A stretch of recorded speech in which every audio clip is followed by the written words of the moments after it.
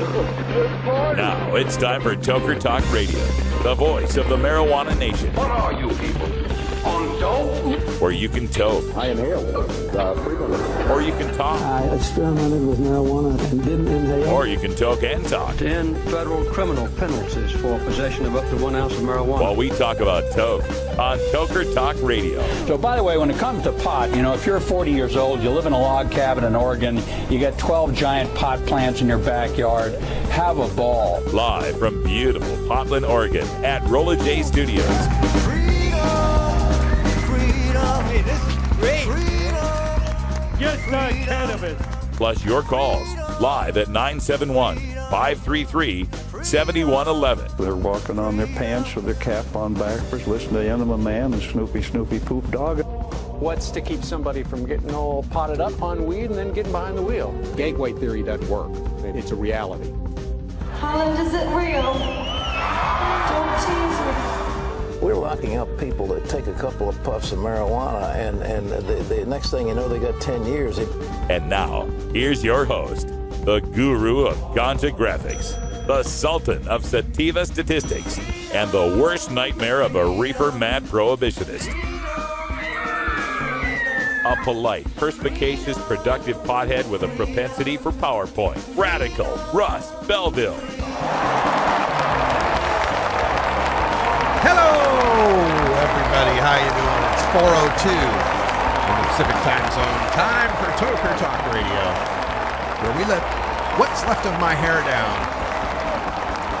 relax, chill, and talk a little bit about the topics of the day, most of which will be marijuana, but, we go off the warpath sometimes and talk about non-marijuana topics as well. And, in non-marijuana topics from the weekend, what could I talk about that would be interesting to talk about? I don't know. Maybe I'll think of something. No, Lieber Mater, no! No!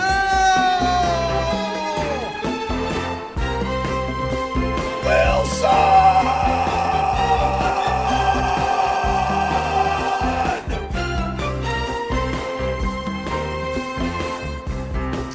Yeah. As you're all probably painfully aware, my Green Bay Packers suffered the biggest choke of the 21st century on Sunday. OMG, was this a devastating and heartbreaking loss. You've got to understand, folks, that on Packer Sunday, especially during the playoffs, I head down to Duke's Country Western Bar on 146th and Division, which is the home of the Portland Green Bay Packers. A group of fans that have been gathering, some of them now, for over 20 years to cheer on the Pack. So you had a room that was filled to capacity with Green Bay Packers fans. And folks, we do it big. We bring shrines. We set up shrines on the tables. We have betting pools. We have a raffle at halftime. We have a Packers touchdown dance. We have the Packers 3-and-out chant. We have all these different things that we do. So to me, it's the closest thing I've got to church. Really, it's as close as I've got. And to add to the pain of Sunday, our good friend Lindsay Reinhart, who's a medical marijuana patient and activist from Idaho as well as I am, right? She's moved her family out to Oregon. She and her entire family came out to the Packers bar. And it's got all bars in Oregon have, separate places where you can sit with kids because they all have to have restaurants. It's interesting laws we have here. But anyway, she was in the family section with her kids, her 11-year-old and her 7-year-old. And it was her 7-year-old's birthday. And the entire Packers bar at the break between third and fourth quarter sang happy birthday to this 7-year-old kid. It was just adorable. So imagine now, in the middle of this Packers bar, for some odd reason, there was a table of Seahawks fans. So this entire game, you got to understand, Green Bay really kicked ass in the first half. At least the defense did. Offense didn't put it in the end zone like they should have, but the halftime score was 16-0, and it was worse than that because the Seahawks had already committed 2 or 3 turnovers, and had gotten maybe one first down, I think. I mean, they were getting dominated. And indeed, they were getting dominated through the third quarter as well. The only touchdown they got in the third quarter came on a fourth down play where they went for a fake field goal that got them a touchdown.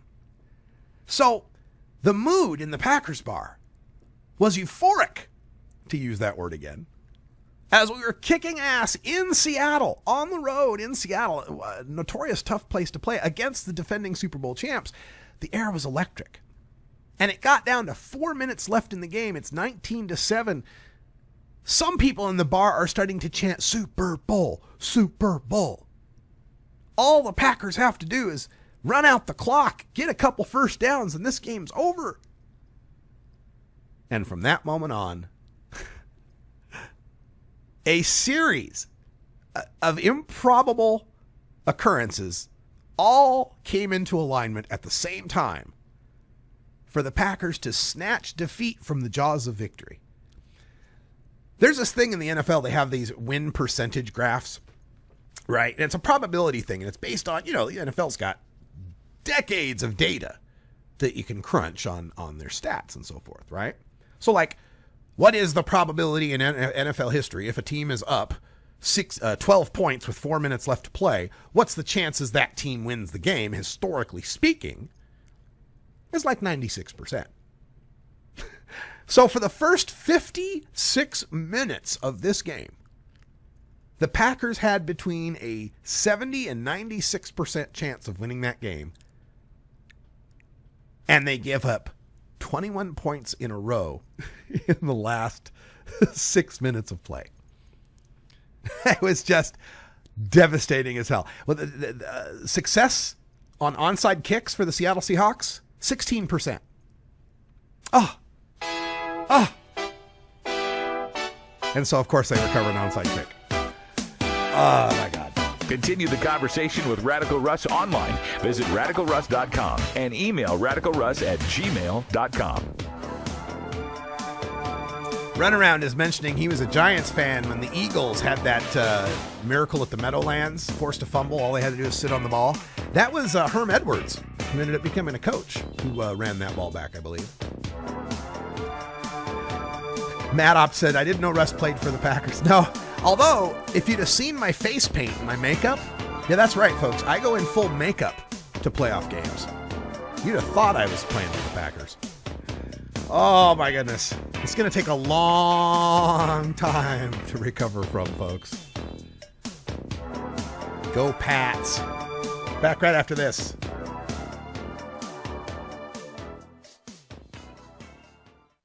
.420 Radio. Tune in, turn on, get highly educated.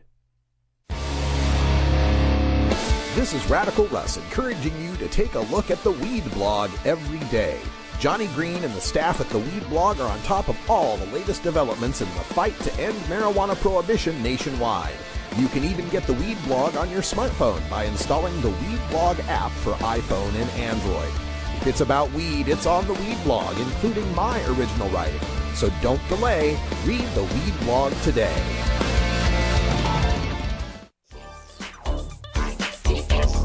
Big Daddy thinks. Funky roller ring.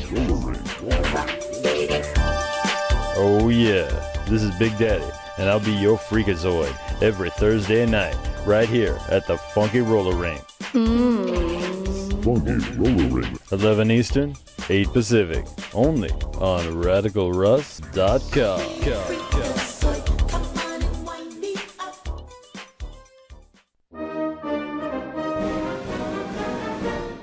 Sir, do you think there will or should come a time for us to discuss the possibility of legalization, regulation, and control of all drugs, thereby doing away with the violent criminal market as well as a major source of funding for international terrorism? Thank you so much for your time, Mr. President. Well, I think this is an entirely legitimate topic for debate. Name the time and place, Mr. President. Radical Russ has been prepping for this debate full-time since 2005. The Russ Belville Show.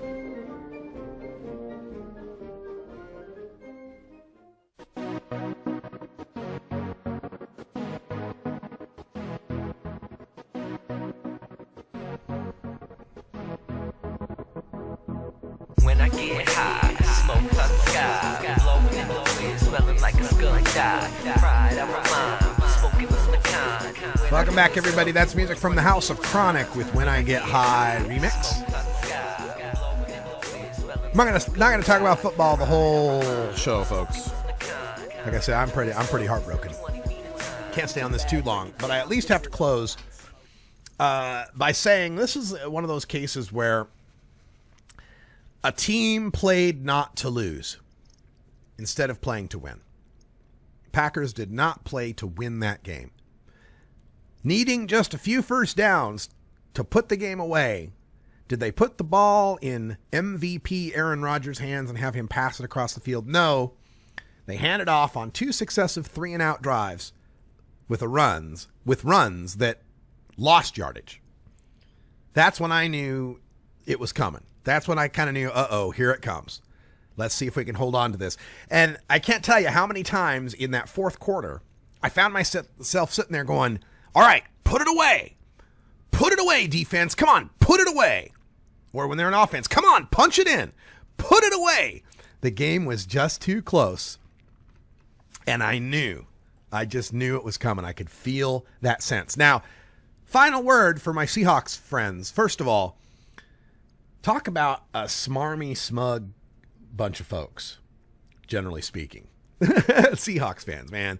Some low class. Now, I being in face paint at the bar, I get a lot of attention. So first thing that happened as the game was over and I was leaving is I did say hi. Sorry about that. I went over to the Seahawks fans. I said, hey, congratulations, man. That's an all-time classic. Congrats, man. And that's one of the things I have as a fan that might be different than other people. I kind of relish big losses, too.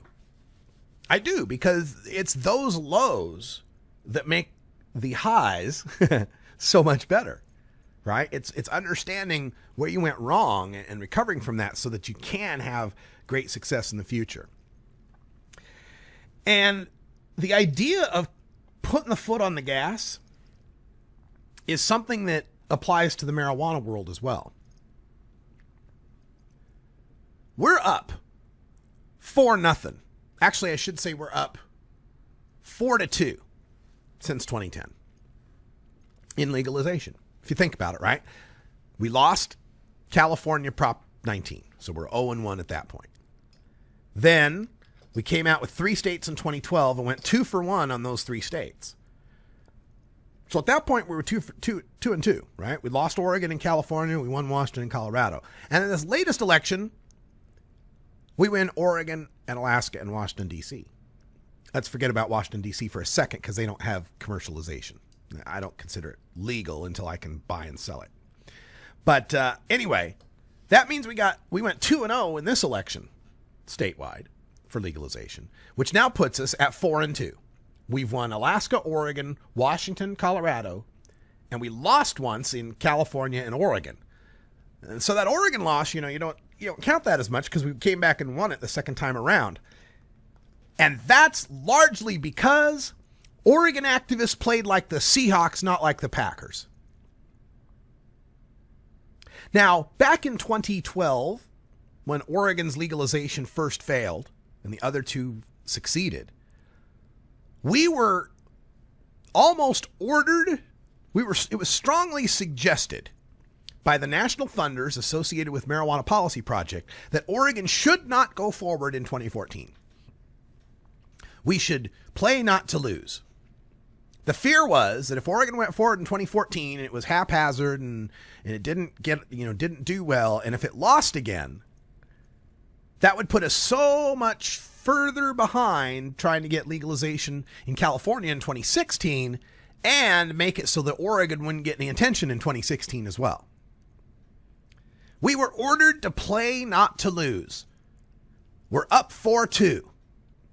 Let's hold on to our lead and concentrate on 2016. That was the marching orders we were getting from the national funders.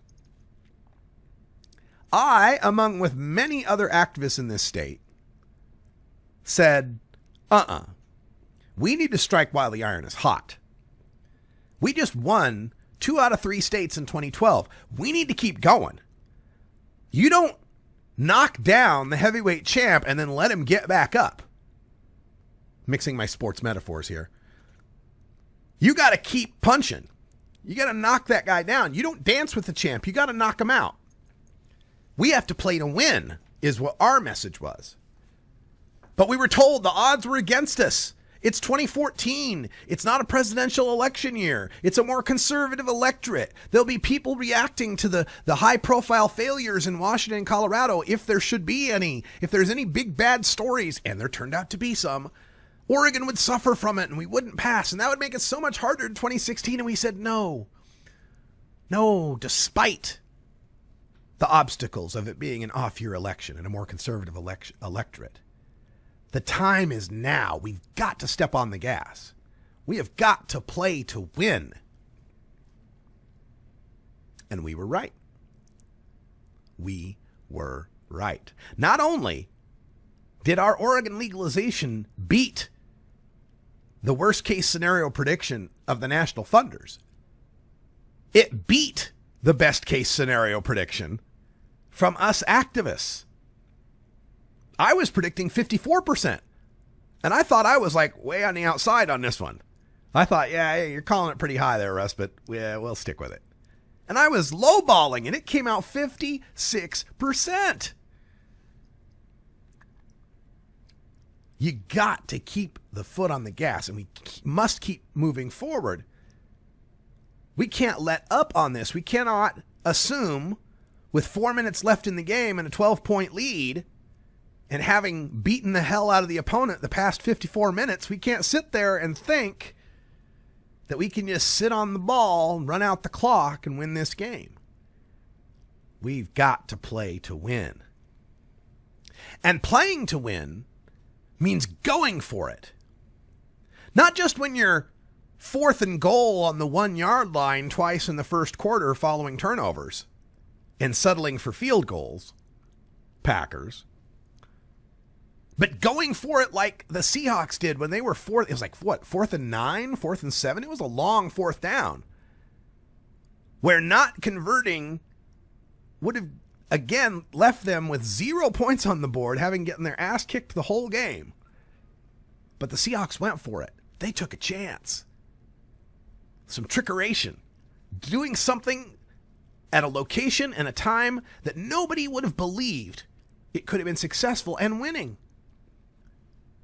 You know, like say, putting up decriminalization in Texas, putting up legalization in Missouri, retrying medical marijuana in Florida, places where people might believe there's not enough will, there's not enough chance to get this to happen. But who knows? You throw up a big, lame duck of a pass on a critical 2-point conversion, who knows? Maybe the defending safety doesn't even try to make a play on that ball, and you get that 2-point conversion. Packers. We got to keep fighting everywhere, because you never know how the ball's going to bounce. You never know who's going to not make the play that allows you to make the play. So we keep moving forward with marijuana legalization.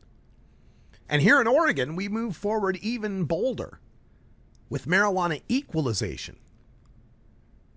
I'm already talking about fighting for the explicit right to vapor lounges or coffee shops or whatever we're going to end up calling them. Not just wink and nudge that, yeah, you can do it if there's a place that's, you know, you got a smoking patio and nobody asks whether it's tobacco or marijuana and maybe you can't. No, I want it codified. I want to know that it's perfectly legal to allow marijuana smoking in these smoking areas, these designated smoking areas.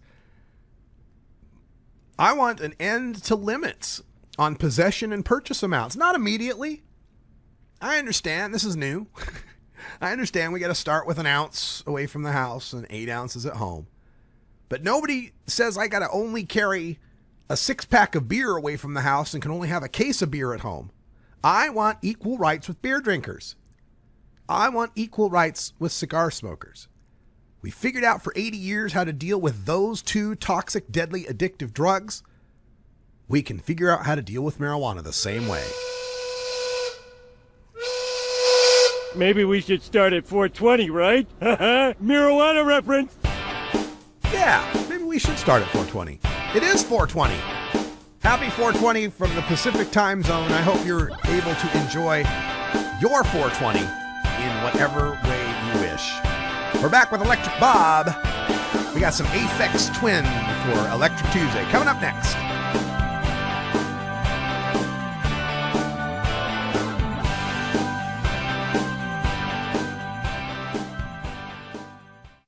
.420 Radio, the world's voice of marijuana legalization. The International Cannabis Business Conference is coming to the Hyatt Regency Hotel in San Francisco, California, February 15th and 16th, 2015. Don't miss this exclusive opportunity to hear from the experts on the future of marijuana commerce, including scientists like Dr. Carl Hart, Dr. Amanda Ryman, and Dr. Stanton Peel, policy experts like Ethan Nadelman from Drug Policy Alliance, Anthony Johnson from Oregon's Legalization Campaign, travel author Rick Steves from Washington's Legalization Campaign, and California legalization pioneer Dale Sky Jones. Business experts like Harborside Steve D'Angelo, ArcView Group's Troy Dayton, and UFCW union leader Dan Rush. Cannabis journalists like Ricardo Baca, Steve Bloom, and Doug Fine, and California Republican Congressman Dana Rohrabacher, plus many, many more. Tickets are on sale now at internationalcbc.com, but hurry, last year's conference in Portland, Oregon was a sellout.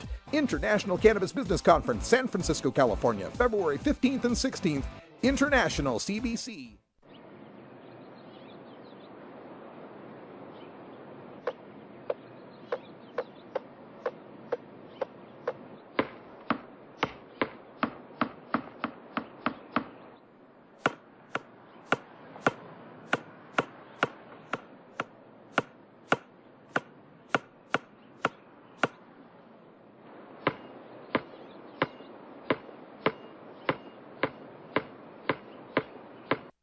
Get.Buzz. .Buzz is the internet platform that fuels community interest, excitement, and new experiences. .Buzz is the premier online destination for internet users seeking the latest news on a variety of topics. .Buzz appeals to groups active in blogging, communications, journalism, advertising, and marketing. .Buzz offers registrants a stronger alternative to the shrinking namespace of existing top-level domain names, such as .com, .net, and .org. Get your name now at get.buzz.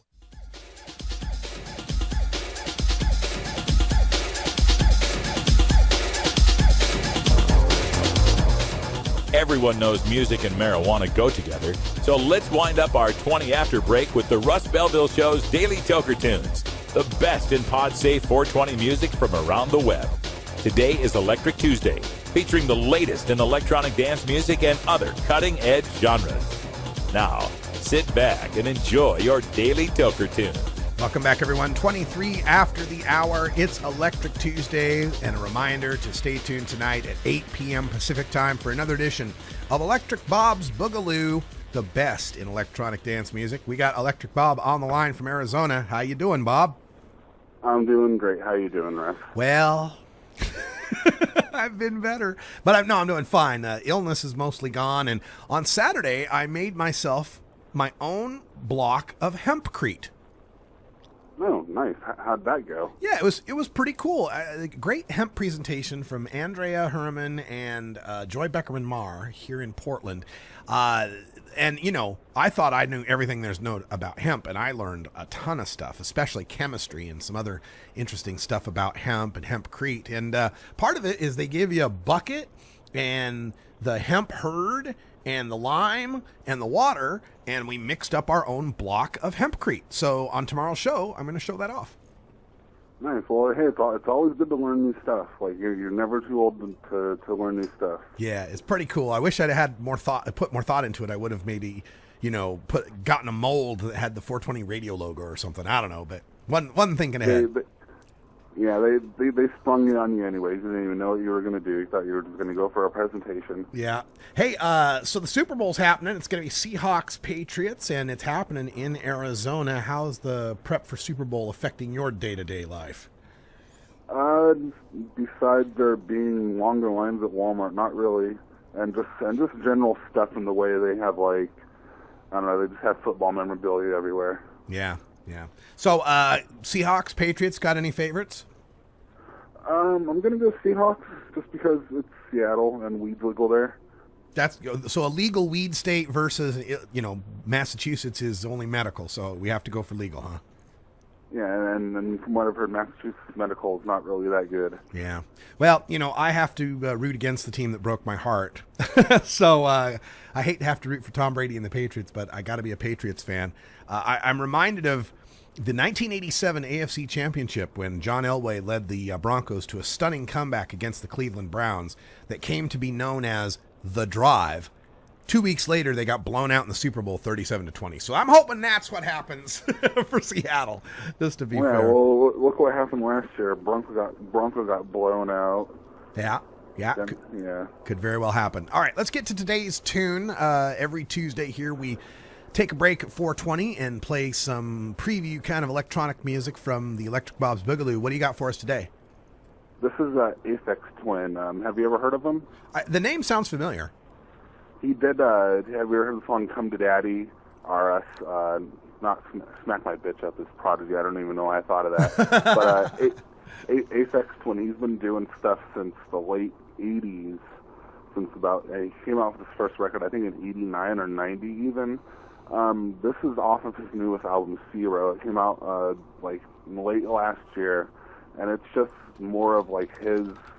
It's really hard to explain what he does because he does so much stuff. Like he just released an album today, which is all instrumental stuff that he like put electronics on and timed it and just recorded everything. It's insane. All right, and then tonight at 8 o'clock we've got the Boogaloo. What's coming on for the show tonight? It's a trap mix, and what trap is basically it's just high-tempoed hip-hop with more percussion that hovers around about 120 to 140 BPM. It's really good stuff. All right, well, let's check this out. This is Aphex Twin with Mini Pops 67.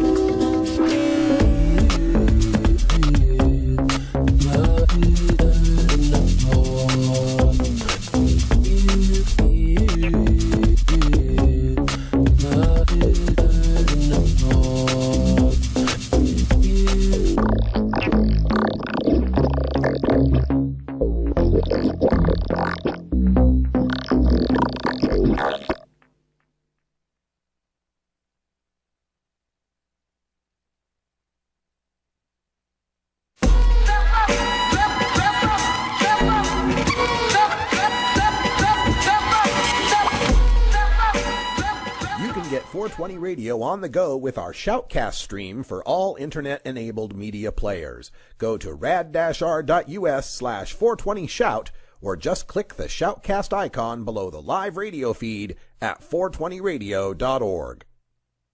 The law offices of Omar Figueroa would like to remind you to stand up for your rights. If you are detained or arrested, treat law enforcement with respect and stand up for your rights by repeating, "I respectfully invoke all of my legal and constitutional rights. I do not consent to any search and seizure. I want to remain silent, and I want to speak with my attorney." Please contact the law offices of Omar Figueroa at 415-489-0420 or 707-829-0215 or on the web at omarfigueroa.com.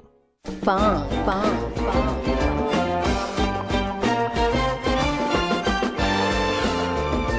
What's happening, cool cats? This is Big Daddy, and I want you to cruise on over to the Funky Roller Rink. We'll be grooving all night long. Doors open at 11 Eastern, 8 Pacific, every Thursday night, right here on RadicalRuss.com. Funky-licious.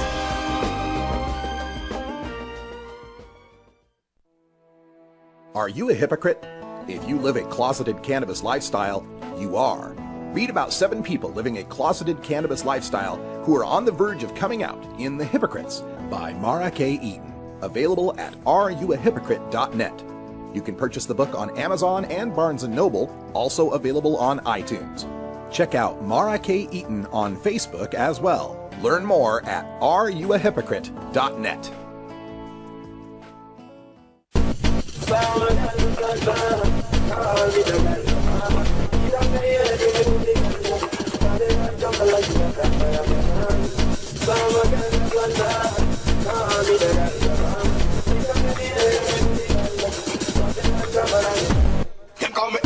Welcome back. That's music from Menard, the remix of Ganja Farmer called Ganja Massive. That's more of our Electric Tuesday music. If you're into that electronic stuff, you can get plenty of it at 45 after the hour in most of our podcast replay hours here on 420radio.org. Check our schedule for all the shows we replay here. 40 different independent shows plus 7 that we produce here at 420 Radio. And speaking of produced shows, remember the next season of Big Daddy Fink's Funky Roller Rink will be coming at you live from Atlanta, Georgia.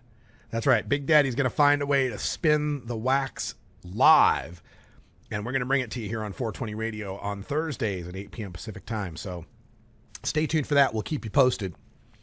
Also, don't forget the new pages I've got available at Portland Normal. You can follow us on Twitter at Portland Normal, and on Facebook, our page is Portland Normal. All right, so speaking of normal and Oregon, got some more data I wanted to show off. There's some really interesting charts that were set up by the state. And let me back up a little bit here. This is a chart from 2012 of medical marijuana patients. Okay, now they got the data based on zip code, stripped out the patients' names and so forth, right, for privacy rights. And the larger the size of the red dot, the more medical marijuana patients exist in that zip code. And what you'll find is there are about as many medical marijuana patients down there in the southern Oregon regions of Roseburg, Medford, Grants Pass, and Ashland as there are in the northern portions of Portland, Salem, Beaverton, and so forth. But that northern portion probably has 10 times as many people. So how is it that we have so many sick people in Southern Oregon? How could that be? And then you'll see a scattering of a few in Central Oregon. There's Bend, Oregon in the center. And then to the far right, you get Ontario, which is on the border there with Idaho. And you'll notice that there's some red dots in Idaho as well. And that's because Oregon does not have a residency requirement for our medical marijuana cards. You can register for an Oregon card no matter what your zip code is. Now that patient number, this is a chart from 2012. Those patient numbers have grown in 2014. So you see now, but still, that southern bottom left corner has an amazing number of medical marijuana patients compared to their actual population. And the number's grown substantially in that Central Oregon region as well. And if we widen the shot out for the entire United States, you can see that there are Oregon medical marijuana card holders all across America. And an interesting number of them concentrated in Southern California, Wisconsin, and Florida.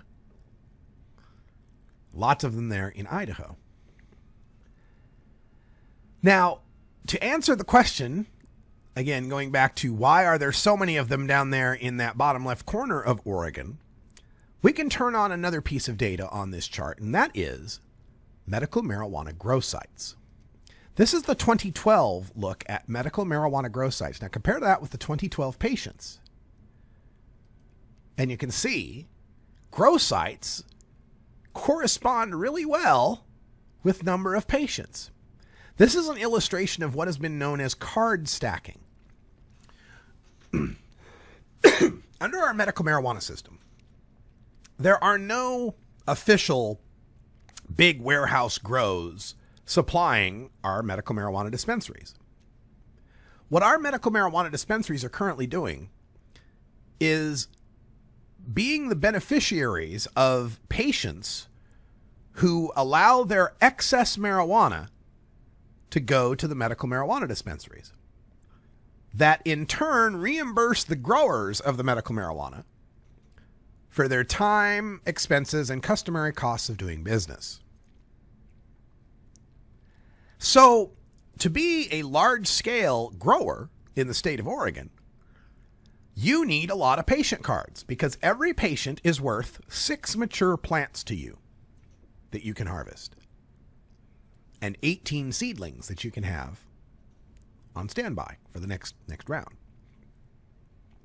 So you end up with a situation where these patients in red down there in the southwestern corner of the state are there merely as the card numbers that back up those massive grows. Notice how there's a massive number of patients in the Portland area in the top left corner, but not quite as massive amount of grows. And that's because the Southern Oregon area has outdoor growing is much better there, and their economy is largely based on it. But this is that effective card stacking. How we have those many patients is because they are the cards that support that many grows. Now, of course, we move forward to 2014 and we see how there's even more patients. Those dots have gotten bigger down there in the southwestern corner. This is the 2014 grow map. And you can just see how those are overlapping each other. The number of cards leading to the number of grows. Now, to some extent, this should make sense. As there are more cards, more patients, there is more need for marijuana. But is it that great to the extent where the grows have grown that much? Well, there's an interesting story in the Oregonian that takes a look at that. In this latest Oregonian study, it cites that Oregon's largest medical marijuana grow site serves only California patients. That's right. This is in Josephine County, down there in the bottom left corner of those maps we were showing you. And it's in the community of Selma, that produces medical marijuana for 104 Oregon medical marijuana patients. And all 104 of those live in California. 2 of them are in Northern California. The rest live in Orange County. So it serves far more medical marijuana patients than any other site in the state. The next largest is in southeast Portland, and it serves 62 patients. Now keep in mind that when we're talking about 104 medical marijuana patients for these cards, that's 624 mature medical marijuana plants, and that's 1,872 immature plants. So we're talking about a grow on the range of 2,400 plants. None of this being regulated for large expansion or anything like that. All of this is supposedly going on in the name of medical marijuana with no oversight of this grower or their harvesting procedures, testing procedures, any of that. Testing's done at the dispensary level when they get that stuff in. And we've found 283, this is according to the Oregonian, they found 283 grow sites that produce cannabis for 11 or more medical marijuana patients, a 130% spike. And 23 grow sites that produce for 20 or more patients. So, again, a 20 patient grow, we're talking about 120 plants, mature plants. And the cities that serve 11 or more patients are Williams, Grants Pass, Cave Junction, and Eagle Point, all Southern Oregon communities that aren't that large. They also point out that an experienced commercial grower can produce a half pound to a pound and a half per plant. Outdoor plants can produce 3 to 5 pounds. So if we're talking about a medical marijuana grow that's serving 104 patients times 6 mature plants they can harvest is 624 plants. And let's mid-range it and say 4 pounds per plant. We're talking about almost 2,500 pounds of marijuana per harvest in this one medical marijuana farm in Oregon. Almost all of it going to people who have cards in Orange County. Now, here's the rub. When you are an out-of-state patient and you have a medical marijuana card, that's because you, as the out-of-state patient, sometimes come to Oregon to enjoy our lovely coast, to visit visit the forest, whatever it is you like to do in Oregon. And while you're up here, you need medical marijuana. You can't be expected to not have your medicine. What is explicitly not allowed is taking that marijuana out of Oregon. That's interstate drug trafficking. It's illegal under California law as well. And we're supposed to believe that 2,500 pounds, possibly anywhere from 2,000 to 3,000 pounds of marijuana being produced on this Southern Oregon farm under the cards of 104 Californians is all staying in Oregon? Now, if it is, then those patients must be signing over their excess, since they're not always in Oregon, must be signing over their excess to be sold at the dispensaries, because we wouldn't think that this farm is letting any of that marijuana go out to the black market in any way. So if they're using this 2,500 pounds to supply the dispensaries, then we've got 104 California patients in name only who exist solely to produce enough marijuana to be sold at the dispensaries for the people who already also have cards and presumably growers growing for them. Now, I haven't got an ethical problem with any of this. I'm all for marijuana growing and especially getting it to people who are sick. And I really even don't have too much of a problem with the wink and nudge aspect of it. It's a certain kind of civil disobedience. But for people on the medical marijuana side to continue to try to pull the wool over people's eyes and pretend that this is all just medical and ignore the realities that this has grown to huge commercial levels and that a garden that's going to be turning out 2,500 pounds of marijuana completely untaxed isn't going to have a negative effect on trying to implement recreational marijuana, personal use marijuana with a $35 an ounce tax. Quit peeing on my leg and telling me it's raining, because this is clearly commercial activity, clearly needs to come under the province of taxation and regulation that we would expect with any large grows. It's time to start considering the end of medical marijuana as a segregationist movement and integrating it into the larger commercial scheme of things.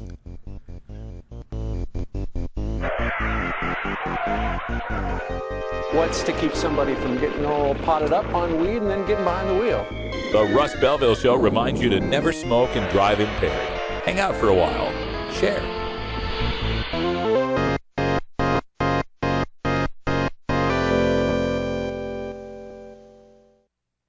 You can get 420 Radio on the go with the TuneIn Radio app for all mobile platforms. Go to rad-r.us/420tunein or just click the TuneIn Radio icon below the live radio feed on 420radio.org. At Herbie's Cannabis Seeds, we pride ourselves on bringing you the best quality seeds from the world's most respected cannabis seed producers, all at the lowest online prices. You can find Herbie's Seeds at herbiesheadshop.com. All cannabis seeds are sold as souvenirs and as a means of preserving cannabis genetics. Herbie's Seeds in no way intends to condone, promote, or incite the use of illegal or controlled substances. We strongly urge all prospective customers to check their national laws prior to placing an order. Herbie's Seeds at herbiesheadshop.com. Proud sponsors of the Russ Belville Show.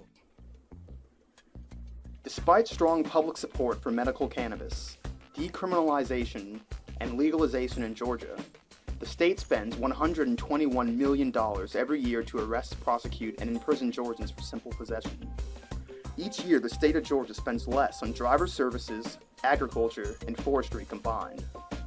What else can $121 million a year do in Georgia?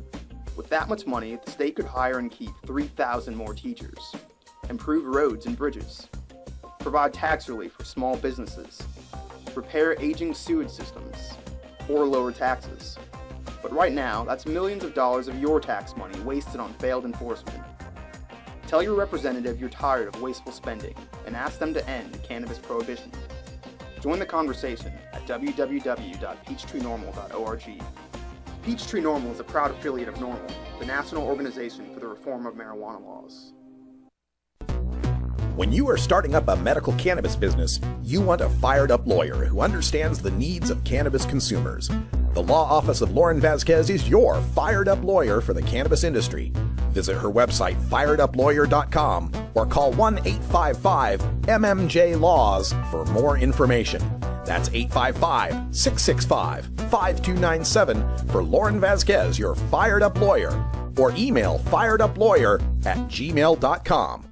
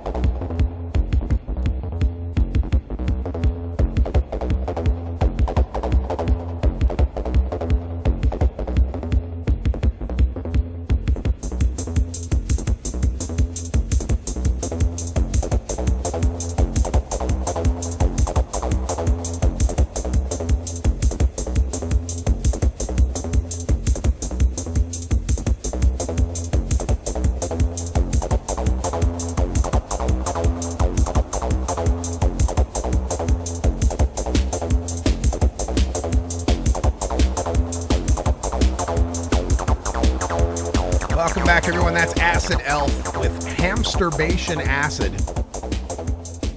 I don't even have a joke for that. So I mentioned at the top of the show how from time to time we go off the warpath here. And what that is a segment where we take a look at something that's not drug war related. And this is a segment that has some personal meaning to me. I'll explain why, but check this out. It comes from my home state of Idaho. If you're wondering part of the reason why I left Idaho, this segment should explain some of it. Idaho Church are reclusive members of a Christian sect who don't believe in medical treatment from doctors, even when one of their own children is near death. And they don't particularly like questions from reporters. Goodbye. We're just trying to let our viewers know Goodbye. why doctors can't be used for your children. Goodbye. Erwin Sonnenberg is the veteran coroner in Ada County, Idaho. He has done autopsies on children who are part of that sect, the Followers of Christ Church, which has an estimated 1,500 members, mostly in Idaho and Oregon. Do you believe that many of the children you've done autopsies on would be alive if their parents took them to the doctor? Oh yes, no, without a doubt. I mean, that's not even a question. And this is where some of those children have been laid to rest, the Peaceful Valley Cemetery in rural southwestern Idaho, a cemetery that belongs to the church. The sense of despair when you walk through here cannot be overstated. This is a relatively small cemetery, so it's fairly obvious the high percentage of grave sites that are the final resting places for children. There are adolescents buried here, toddlers, babies, and infants who died the day they were born. It's not known how many would have lived with the proper medical care. But people who have left the church tell CNN that roughly 200 of the 600 people buried here are children. One of those former members says this is the church's philosophy. Everything that happens to you in your life is God's will. It's predestined for you. And you either have faith in God to be strong and survive it and that He will take care of you, or your faith fails you and you do not. At this point in this story, you might ask yourself, can this sect knowingly refuse medical care to dying children and get away with it? The answer is yes. Idaho allows religious exemptions for negligent homicide, manslaughter, or capital murder, one of 6 states that have similar laws. But of those states, Idaho is the only one where such deaths openly occur. Bills have been drafted in the Idaho legislature to change the law, but there has never been enough support to get legislation to a vote. Bottom line, do you believe that certain legislators, because of politics, are willing to let children die? Yes. I mean, I think that's obvious just by, I guess the bill last year never even made it to committee. We wanted to ask Idaho legislators why they're willing to accept this. Many refused to talk to me about it. But one of the House Republican leaders did agree to go on camera, Representative John Vanderwada, saying he realizes something needs to be done. But the politics in this deeply religious state are challenging. There's no sense, in my opinion, of running a bill that doesn't, have a chance of getting through. But you'd want to see some kind of compromise. I'd like to see something that also helps protect the child. Does it trouble you, though, that children are dying in the state because of this It does. law? It does. I says we do everything we can to try to protect the unborn. Once they're born, we should also still try to protect them. But you're still not willing to say we should get rid of this law entirely, this religious exemption That's law. right, because I do believe we also have to protect religious freedoms. You were sick, you were hurt, no doctors were ever called. No. And this is what your childhood was like? Yes. Brian Hoyt left the church when he was a teenager. He says this isn't an issue of religious freedom. I think that it's 100% neglect and abuse. I think it's sick and I think it's sadistic. Brian says he was beaten with objects when he disobeyed. He broke bones, got sick, and never saw a doctor, or got antibiotics or any medicine. And then there was the time in 6th grade when his mother gave birth to a baby brother without a doctor. My own mother, the baby was hung by the umbilical cord during birth. And what happened? Got to hold it while it was still blue and semi-warm and tell him goodbye. Another case. This is the coroner report in Canyon County, Idaho, for a 14-year-old boy who died without medical care. The parents stated that he had been coughing and running a low-grade temperature for about 2 weeks. As time went on, he began having more shortness of breath, and the rattle in his chest got worse. The mother was holding him on her lap when he died. The boy's father did not want to talk to me. I just wanted to ask you about your faith. You are not welcome. The followers of Christ have church services twice a week. We visited after a nighttime service. I just want to introduce myself. My name is... Bye. Bye. I'm Gary Toker with CNN. We just want to ask you about some of the policies in the church. Goodbye. All right, but can you just... Goodbye. One church member, though, did give us a brief answer about why no doctors. We believe in putting our faith in God. Stephen Paul Hughes died when he was 2 of pneumonia. Jerry Lane Gardner died when he was 11 from diabetes. So many other children from this faith dead. So many outsiders aghast. They don't have a choice. They're under their parents' care. And take a look at this tombstone in the Followers of Christ Cemetery, with words that are disconcerting to many outside the faith. Sleep on, sweet Neil, and take thy rest. God called thee home. He thought it best. Yes, so that's the Followers of Christ Church from my home state of Idaho. And the reason that story hits home to me is because that fella that you saw on the show, Brian Hoyt, it's my wife's first cousin. We know that guy. That was the religion my wife was raised in. She's one of 5. She's the 5th of 15 children. And that was the church. You saw that church, that Followers of Christ church. That's the church building she went to church in. And at the age of 11, my wife was at a one of those water parks, with water slides, with 4 of her, her sisters and her cousins, right? And there was 5 of them that all went down on the water slide on a raft. And of course, she was at the end of that. And when they all hit the water, they come to a stop, and she comes full blast and bangs the side of her face against the skull of her cousin. And that broke her cheekbone and her jaw and messed up her nose.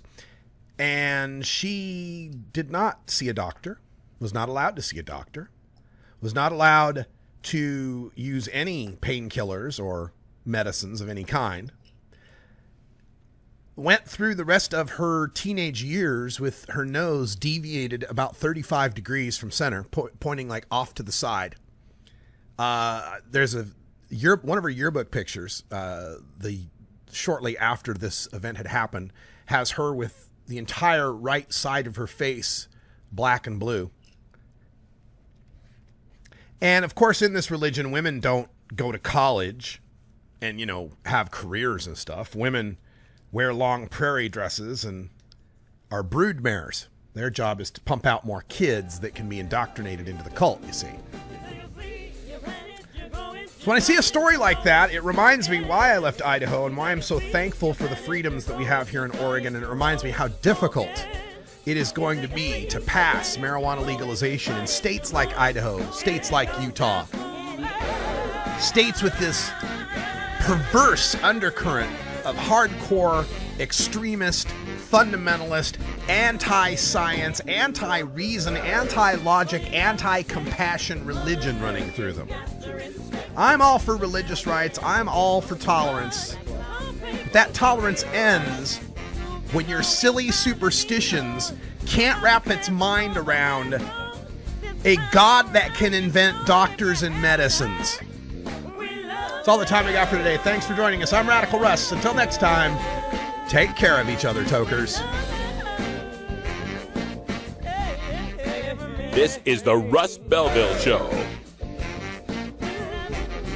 The Russ Belville Show is blogging and podcasting daily at radicalruss.com. You grow it, you try it.